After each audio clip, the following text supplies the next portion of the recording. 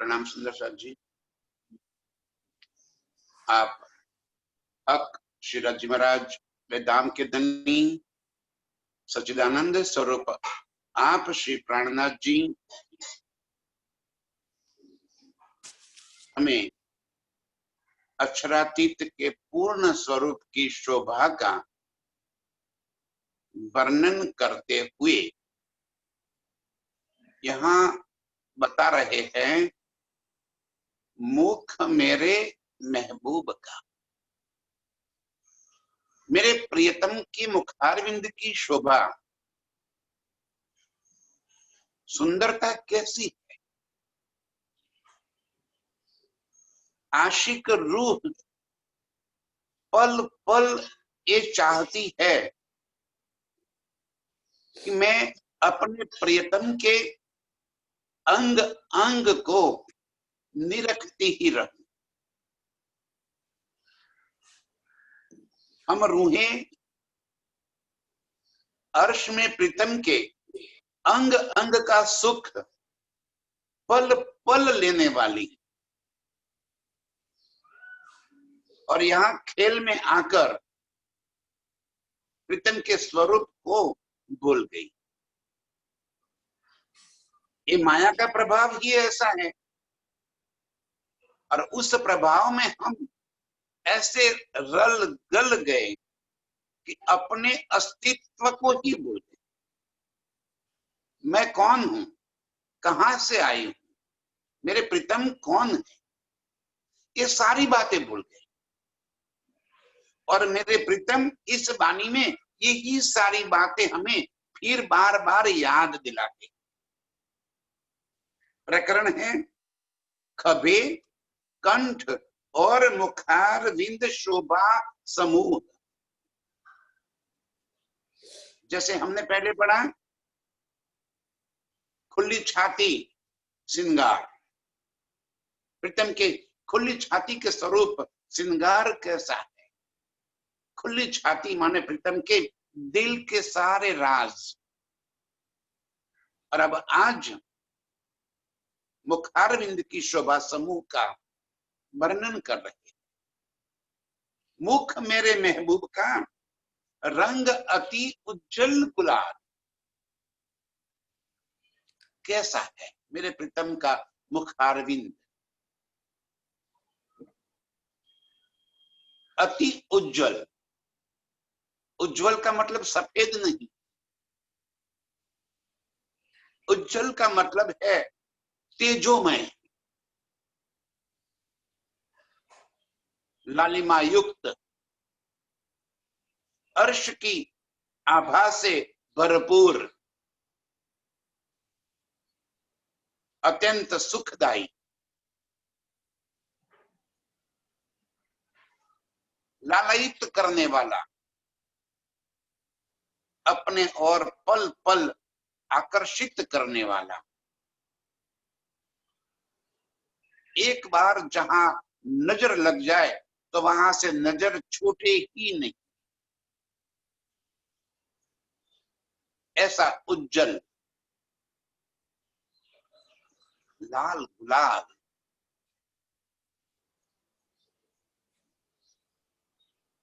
गुलाबी रंग की आभा लिए, तेजोमय और अत्यंत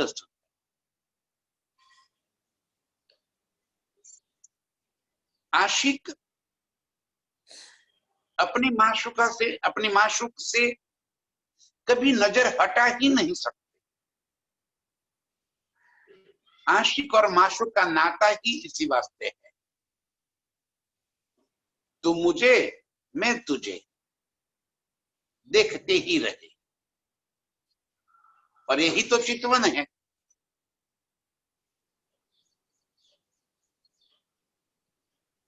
जहां प्रतिपल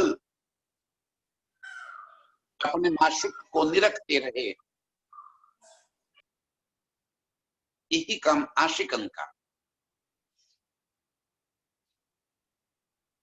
आज प्रीतम के मुखारविंद की शोभा, लालिमा, सुंदरता, बनावट, एक एक अंग की धनी जी हमें वर्णन करके बता रहे। और जो आशिक रूह है वो कभी भी वहां से नजर नहीं हटा सकती। ऐसे मुख मेरे महबूब का रंग अति उज्जवल गुलाल, अति तेजोमय नूर की आभा लिए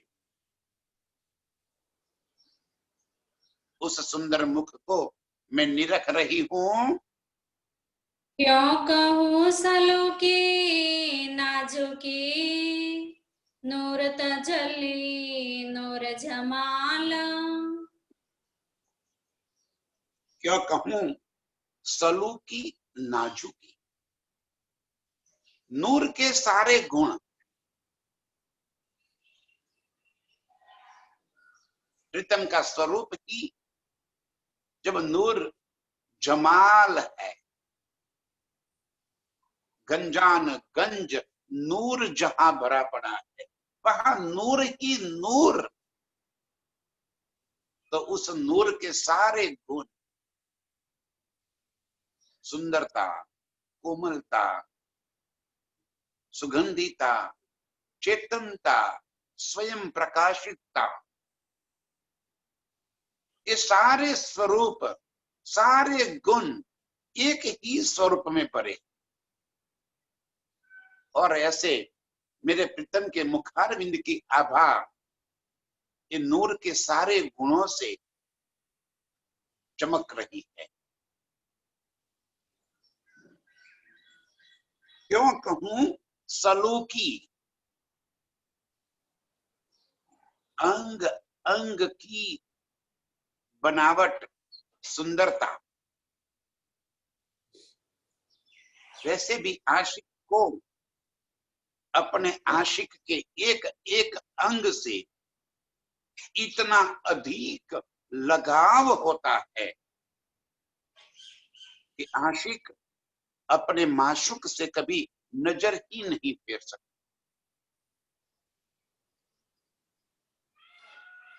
मेरे प्रीतम कह रहे उस नूर जमाल का स्वरूप की बनावट, उसकी कोमलता,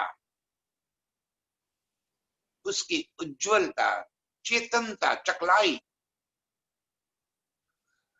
अंग अंग चेतनता से भरपूर, जैसे थिरक रहा हो।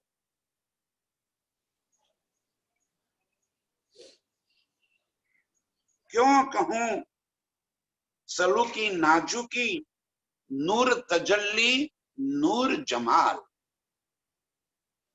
मेरे प्राण प्रीतम की मुखार विंद की वो आभा,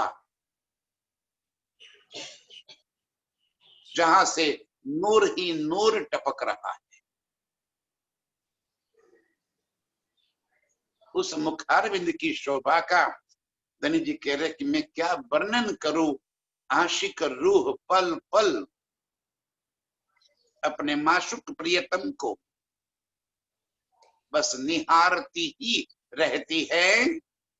बाहे मेरे मासुक की, प्यारी लगे मेरी रूह।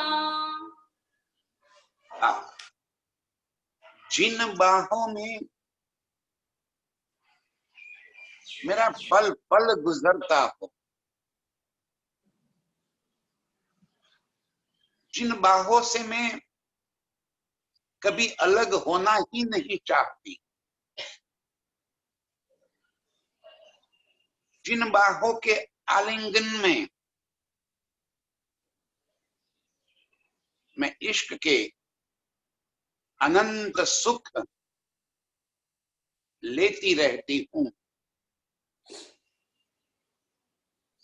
उन बाहों की शोभा थोड़ी होती है।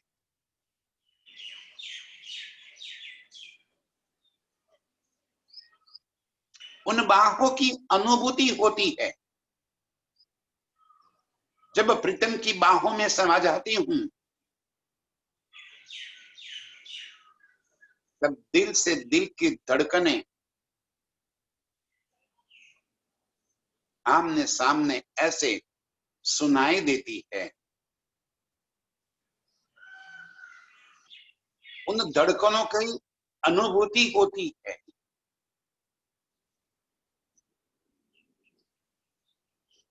जब प्रीतम के बाहुओं में मैं समा जाती हूं,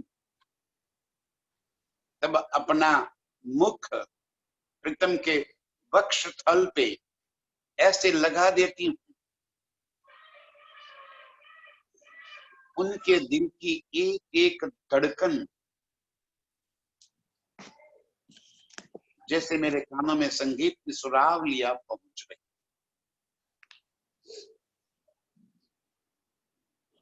ऐसे बाहें मेरे माशूक की,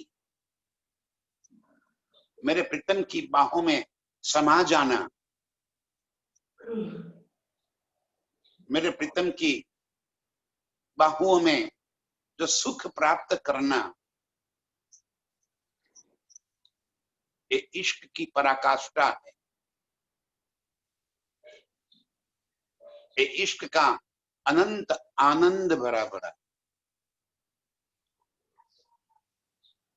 प्रीतम की बाहुओं में ही वो सुख है जहां मैं न रहकर प्रीतम में समा जाती हूं, जहां मैं मेरा अस्तित्व प्रीतम में मिटा देती हूं। एक अंग, एक रूप हो जाती। ऐसे बाहें मेरे माशूक की, प्यारी लगे मेरी रूह को तो सबसे प्यारी लगेगी। रास में एक जगह है, ऐसी कठिन भीड़ा भीड़ न कीजिए, मुंजाए मेरे श्वास जी। जब प्रीतम प्रेम के अत्यंत आवेश में अपने बाहुपाश में, अपने आलिंगन में ऐसे जकड़ लेते हैं कि जैसे श्वास लेना भी दुर्भर हो जाए, मुश्किल हो जाए। और उसका आनंद, उसका रस तो वो रूहे जाने जो प्रीतम को आलिंगन में बंधी हुई है। वो सुख मैं पल पल महसूस कर रही हूं। हाँ कहो कामयो कहावत, सोवाही जाने हक हो। हक हुक्म यों कहा। ये जो प्रीतम के आलिंगन बद्ध होने का सुख जो है, वो हक हुक्म यहीं पे हमें याद दिला रहा है। इस वाणी में मेरे प्रीतम का हुक्म हमें अर्श के उन सारे सुखों की लज्जत दे रहा है, उन सुखों की हमें फिर स्मृति करा रहा है। हक हुक्म यों कहा वही, क्या कहता है हक हुक्म? सो वाही जाने हक हु। हक हु माने हक के साथ। आलिंगन का सुख जिसने लिया है, वाही जाने हक हु। वो जाने प्रीतम के इस आलिंगन का सुख, प्रीतम के मिलन का ये सुख।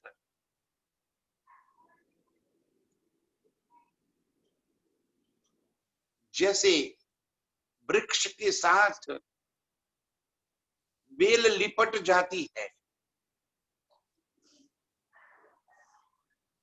अंग अंग से ऐसे लिपट जाती है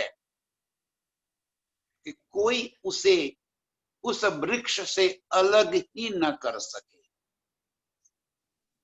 अब ये वृक्ष और बेल का मिलन तो वो ही जाने जब वृक्ष के साथ लपटी हुई है। इसी तरह मेरे प्रीतम के अंग से लिपटने वाली रूह जाने हक हूँ, हक के साथ ये जो सुख लिया है, मेरे प्रीतम के बाहुओं का जो सुख मिला है, ये देखने का सुख नहीं है।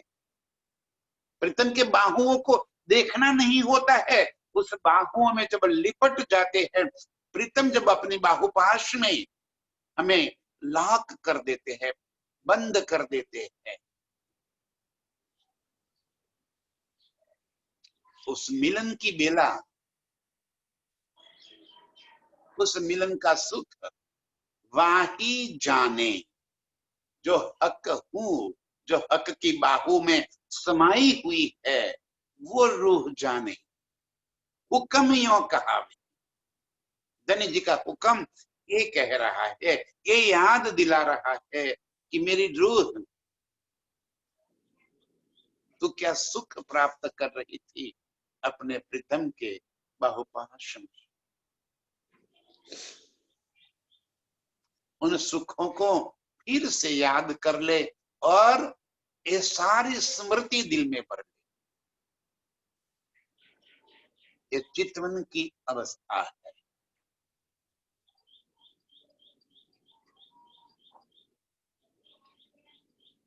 ये चितवन की परम आनंद की, परम सुख की ये गहरी अवस्था है, जहां आशिक और माशुक एकाकार हो गए, दोनों के बीच में कोई अंतर ही नहीं रहा। सो वाही जाने हक हूँ, ये वही रूहे जाने जो ये सुख लेने वाली है। अंग रंग सलुकी शोभान की, चकलाई उज्जल गौर।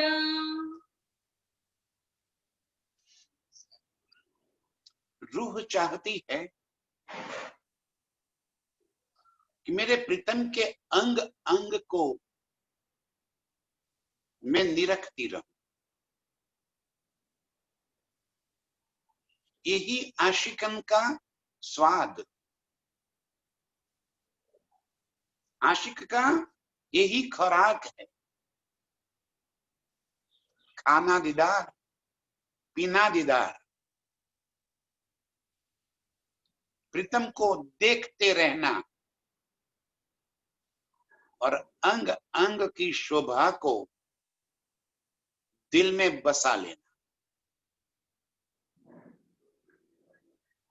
ये आशिक का खुराक है। अंग कैसे है? अंग रंग सलूकी सुभान की। हुक्म यहां पे वर्णन कर रहा है। कौन हुक्म? स्वयं मेरे प्राण प्रीतम ही अपने स्वरूप की पहचान करा रहे।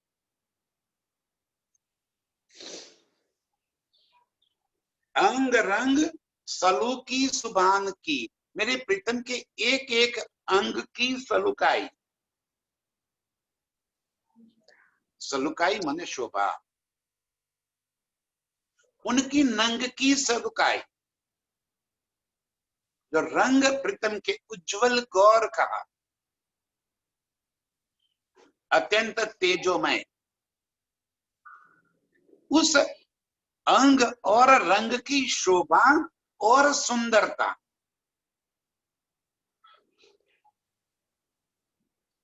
चकलाई उज्जवल गौर।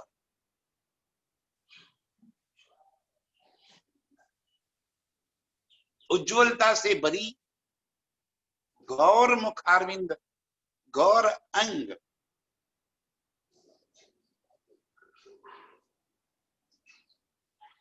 ये अर्श की स्वरूप का वर्णन यहाँ के शब्दों से कहना बड़ा मुश्किल था। जैसे ही ये वर्णन हम सुनते हैं, तुरंत ही हमें इस संसार के अंगों की शोभा नजर के सामने आ जाती।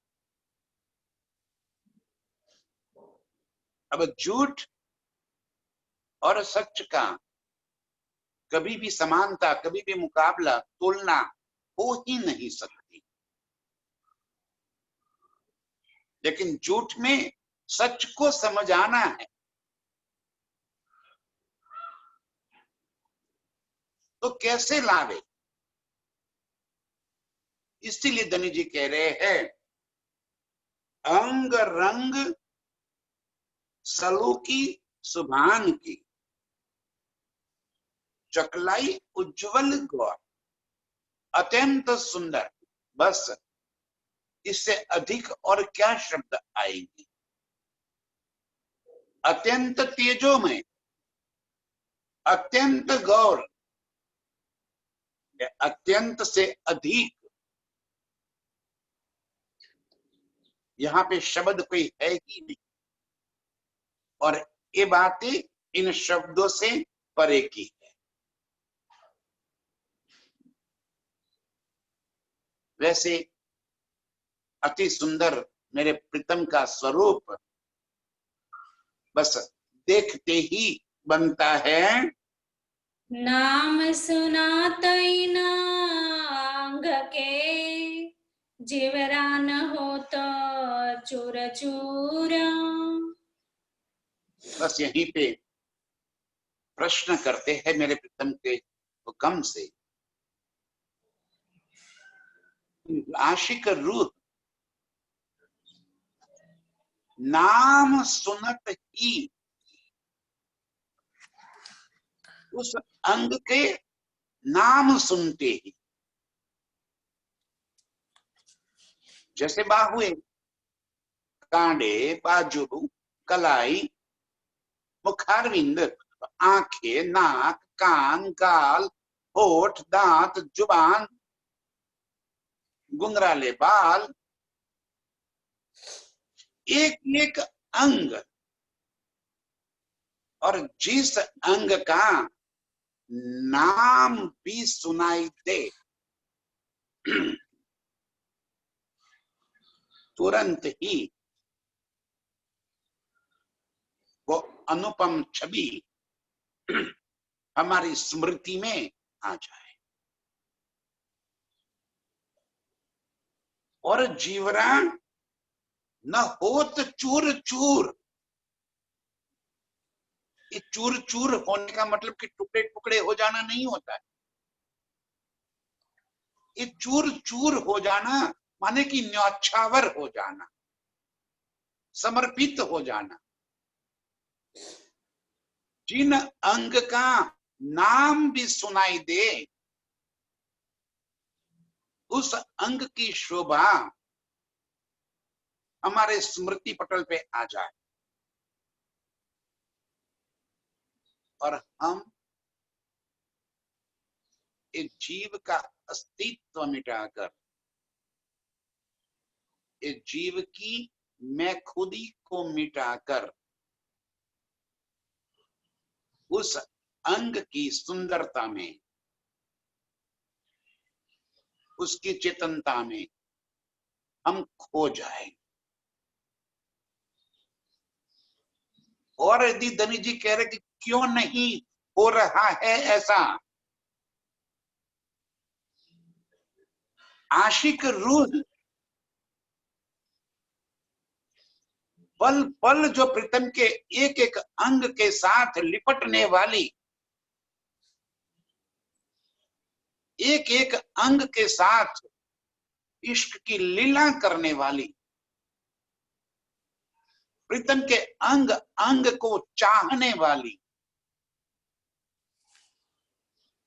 आशिक के लक्षण है कि माशुक के एक एक अंग से उसकी नजर कभी हटती ही नहीं, और जहां नजर लग जाती है उसकी सुंदरता में वो ऐसे खो जाती है कि अपना अस्तित्व भूल जाती है। धनी जी हमें यही बात कह, नाम सुनत अक अंग के, प्रीतम के अंग का, किसी भी एक अंग का नाम सुनते ही रूह अपना अस्तित्व कैसे रख सकती है। इस खेल में भी हम निस्बती रूहों का दावा लेकर बैठे हैं, हुज्जत ले रखी है हमने कि मैं ब्रह्म सृष्टि हूं, मैं राज्य की अंगना हूं। जब ये हुज्जत ले रखी है, ये दावा लिया है हमने, तो प्रीतम के अंग का नाम सुनते ही वो सुंदर छवि हमारे दिल के भीतर आ जाए और बस उसी के नशे में रूह डूब जाए। फिर स्मृति पटल पे वो ही अंग की शोभा बनी रहेगी। फिर दिन भर संसार के जितने भी काम करना है वो करती रहेगी, लेकिन प्रीतम के उस अंग की शोभा उसके स्मृति से हटेगी ही नहीं। इसे कहते हैं जीव न होत चूर चूर। इस तरह से हम अपने आप को प्रीतम के उस अंग के साथ समर्पित करके उसी अंग की सुंदरता को अपने दिल में बसा लेना है। ए छवि अंगारश के ज्योतांग मुरात। एक छवि अंग अर्श के, मेरे प्रीतम के पूर्ण स्वरूप की छवि। आज चाहे वर्णन खभे कंठ और मुखारविंद के कर रहे हैं, लेकिन इतना तो स्वरूप नहीं है। पूर्ण स्वरूप मेरे प्रीतम का नख से लेकर शिख तक पूर्ण स्वरूप, छवि अंग अर्श के। इस छवि के अर्श के एक एक अंग की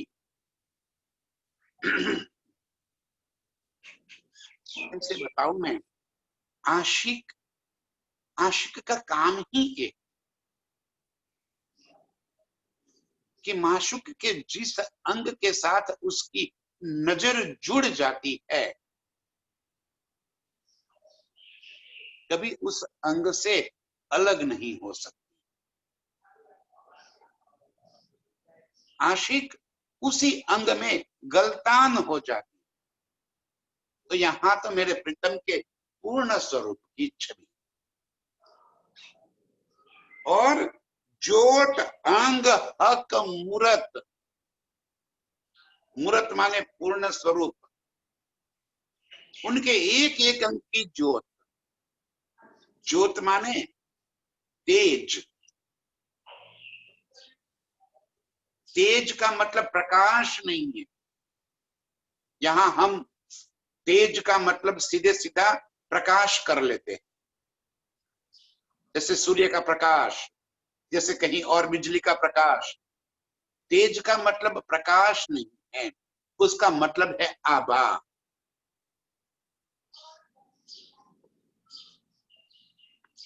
तो मेरे प्रीतम की मूरत स्वरूप उस स्वरूप की आभा, उसकी सुंदरता यहाँ के शब्दों से कैसे, धनी का हुक्म भी यहाँ पे इस अंग का वर्णन करने में नाकामयाब होता। कभी भी अर्श की बातों का वर्णन इस झूठ नासुत में, यहाँ के शब्द में वो शोभा आने वाली ही नहीं। यहाँ शब्द की एक लिमिटेशन है, मर्यादा है, उससे आगे बता ही नहीं सकता। जैसे कहा कि प्रीतम के अंग की शोभा आभा कहती है अत्यंत, बात खत्म हो गई। अत्यंत से आगे क्या कहें, इससे ज्यादा कैसे कहेंगे हम। शब्द यहाँ के इतनी ही बात कर सकते हैं। तो कहते हैं कि मेरे प्रीतम के अंग का जो नूर है, जो शोभा है, जो सुंदरता है, जो चकलाई है, उज्जवलता है, एक एक गुण इतने अधिक है कि उसके बारे में मैं क्या कहूं। एक कहनी में आवे क्यों करा, जो कही अमरद सुराता। मेरे प्रीतम के अत्यंत सुंदर इस किशोर स्वरूप की बातें एक कहनी में आवे क्यों कर। ये सुंदरता यहाँ के शब्दों में, कहनी माने शब्द, यहाँ के शब्द में मैं कैसे कहूं। उसको दर्शाने के लिए यहाँ पे इस संसार में कोई शब्द ही नहीं है कि जिसके साथ तुलना कर सके। अर्श की चीज के समान इस संसार में कोई चीज होवे तब जाके उसके साथ तुलना करके बतावे कि देखो प्रीतम के हक का नूर यहाँ के इस सूरज की रोशनी के जैसा है, प्रीतम के अंग की सुंदरता यहाँ के फलाने जैसी है। किसके साथ तुलना करे, उसकी तुलना करने जैसी कोई चीज इस संसार में होवे तो बतावे। कहनी में आवे क्यों कर, शब्दों में कैसे लावे उसको। धनी का हुक्म भी कह रहा है कि ये शब्दातीत है। शब्दातीत को शब्द में लेकर आना है और फिर हमें अपने दिल के भीतर उस शब्द को बसाकर उसके वास्तविक स्वरूप को देखना है। इस शब्द से हम एग्जैक्टली तुलना करेंगे तो झूठ ही झूठ नजर में आएगा, लेकिन इन शब्दों से हमें वास्तविकता की पहचान कर लेनी है।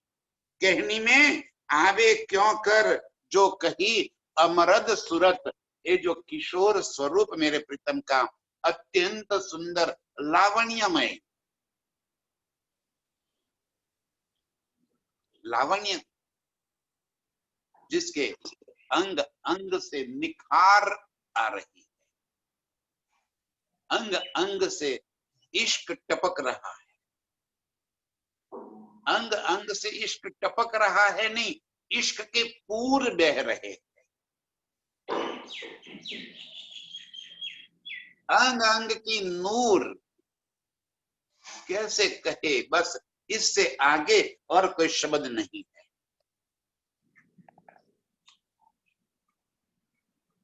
इस लावण्यमय सुरता को कहनी में आवे क्यों कर, कैसे शब्दों में कहे।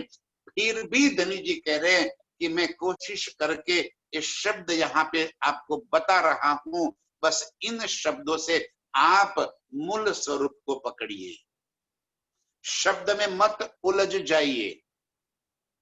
हम फंस कहाँ जाते हैं, इन शब्दों के यहाँ के जो अर्थ है जाहिरी, उस जाहिरी अर्थ को पकड़कर हम ऐसी शोभा दिल में बसाने की कोशिश करते हैं, जबकि हमें इन जाहिरी शब्दों से बातूनी स्वरूप को दिल में बसाना।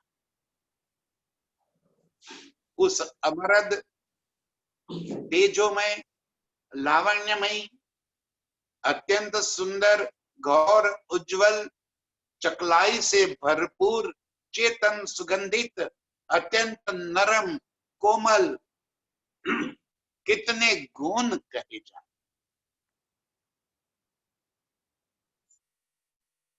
इन सारे शब्दों को इकट्ठा करके मेरे प्रीतम की उस छवि को दिल में बसा लेना है। हम रूहों को यही काम करना है। अभेदित दो खूबियां रूह देख देख होए खुशाल। खभे, ये दोनों कंधे। धनी जी कह रहे कि उन खभों की शोभा और सुंदरता को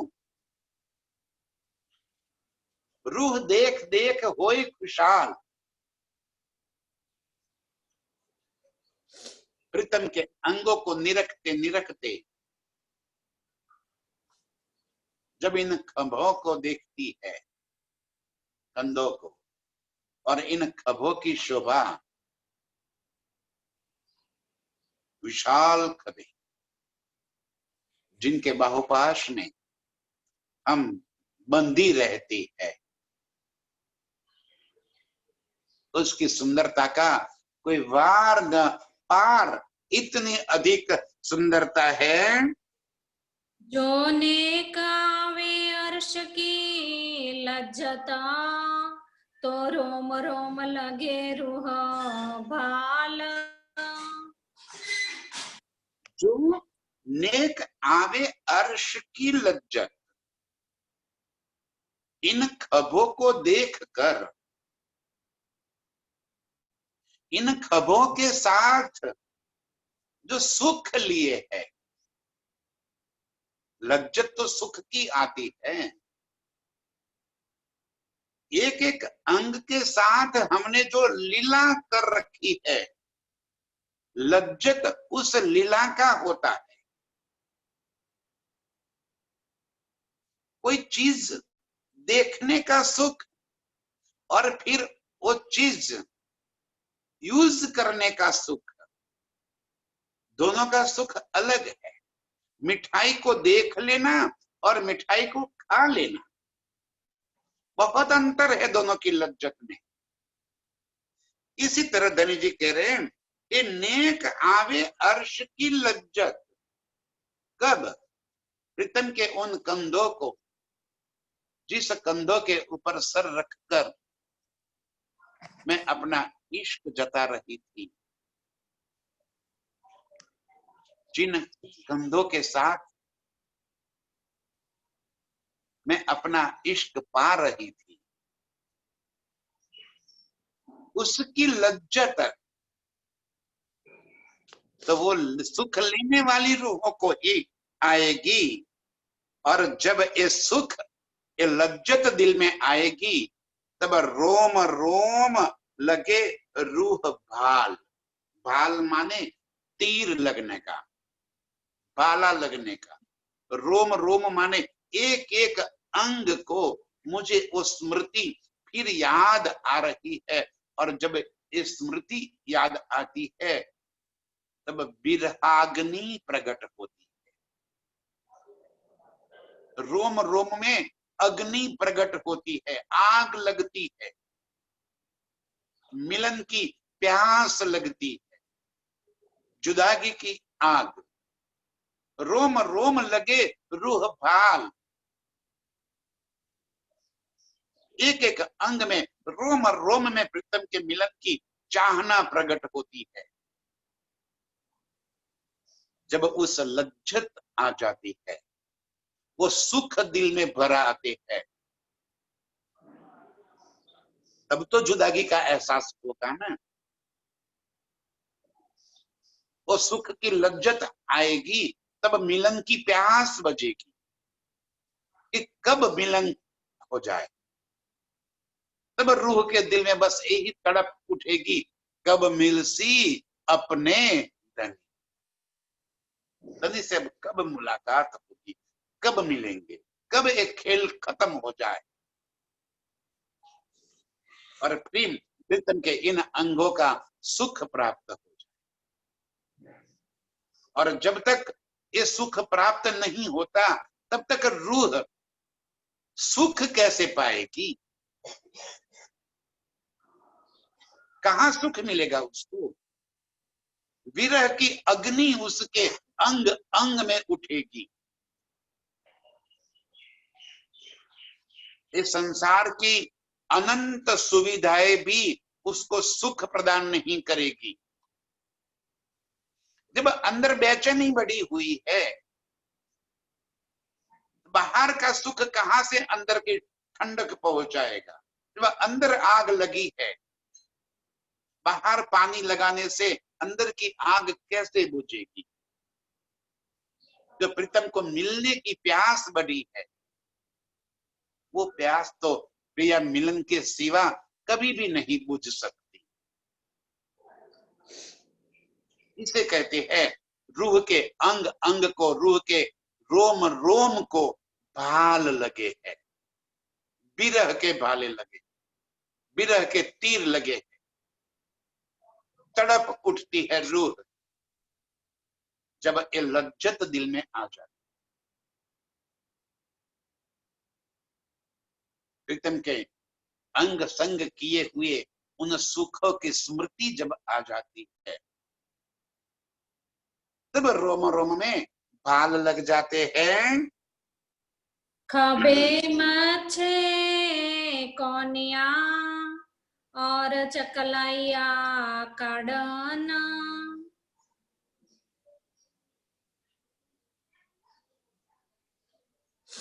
प्रीतम के बाहुपाश में जब हम आलिंगन बद्ध हो जाते हैं,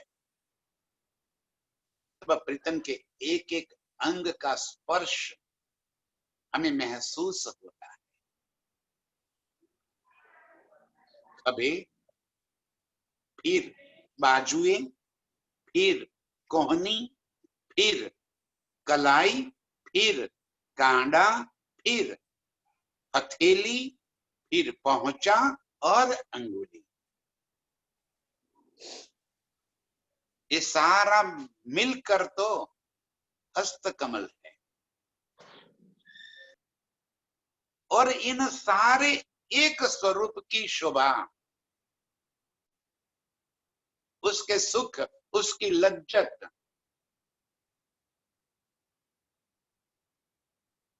क्योंकि हमें वो अधिक सुंदर इसीलिए लग रहे हैं ना कि उस अंगों के साथ हमारी प्रेम भरी लीला है। इन अंगों के हमने सुख लिए है और इसीलिए ये एक एक अंग हमारी स्मृति से ओझल नहीं हो रहे।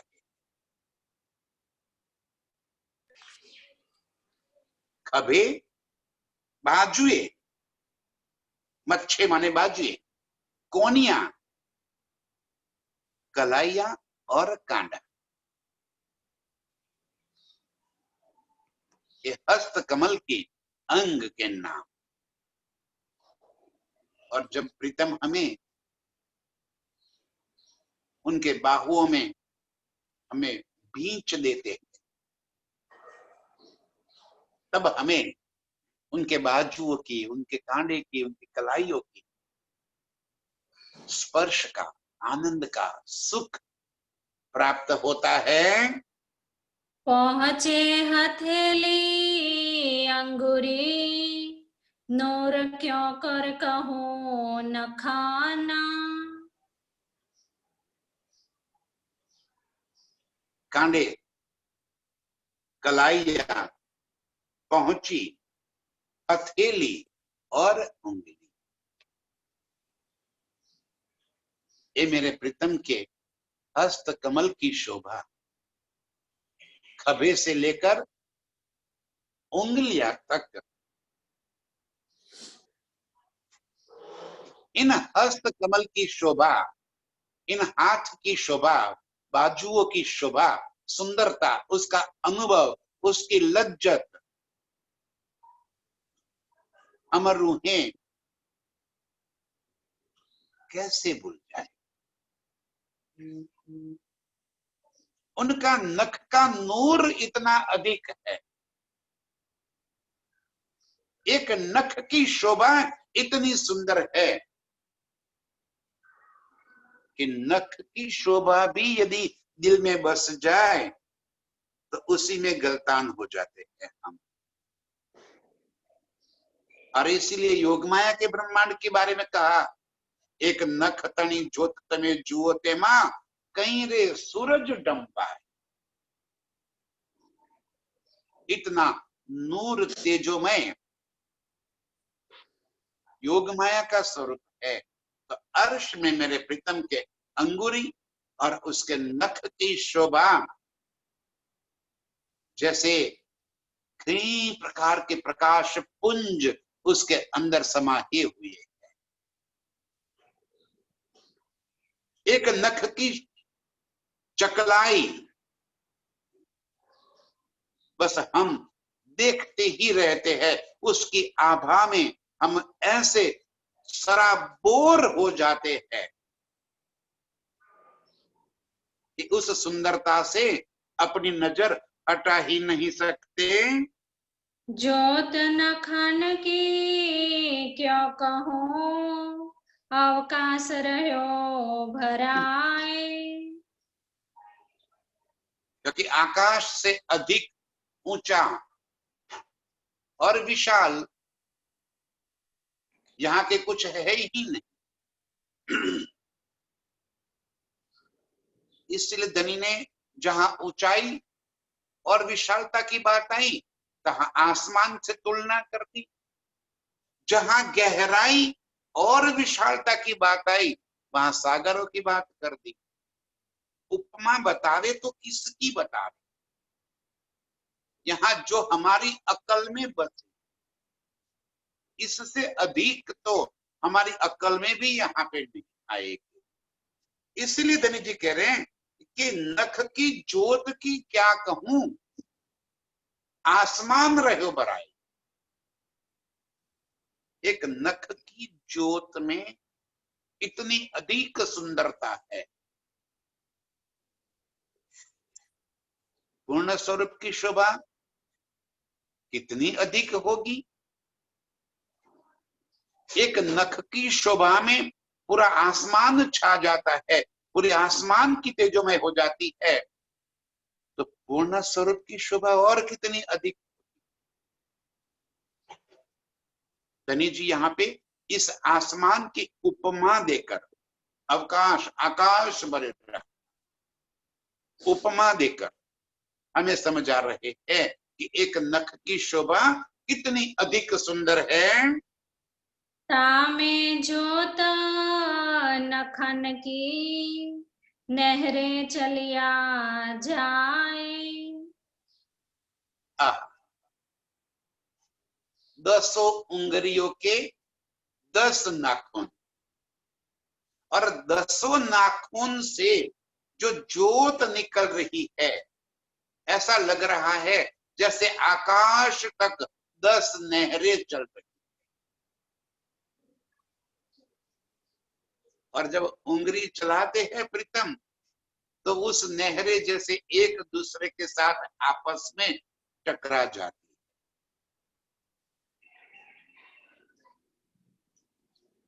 10 उंगलियों के नाखून से जो शोभा, जो नूर झलक रहा है, उस नूर का कोई कोई हद नहीं।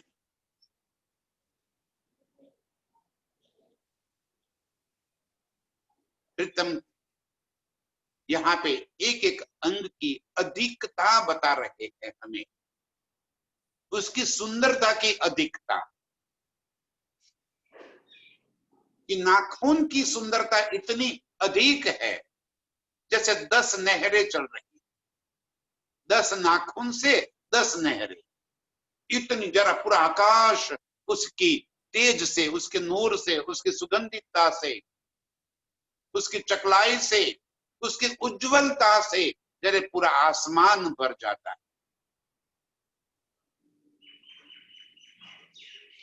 और हम आशिक रूहे प्रीतम के इस अंग अंग की शोभा को निरखते हुए एक एक अंग को अपने दिल में बसा रही है। अंग अंग की शोभा हमारे दिल को आंदोलित कर रही है।